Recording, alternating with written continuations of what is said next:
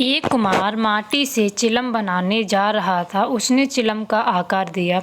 थोड़ी देर में उसने चिलम को बिगाड़ दिया। माटी ने पूछा, अरे कुम्हार, तुमने चिलम अच्छी बनाई, फिर बिगाड़ क्यों दिया? कुम्हार ने कहा कि अरे माटी, पहले मैं चिलम बनाने की सोच रहा था, किंतु मेरी मति बदली, अब मैं सुराही बनाऊंगा।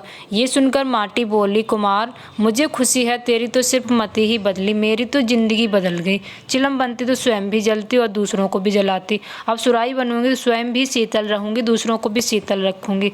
यदि जीवन में हम सभी सही फैसला लें तो हम स्वयं भी खुश रहेंगे, दूसरों को भी खुशियां दे सकेंगे।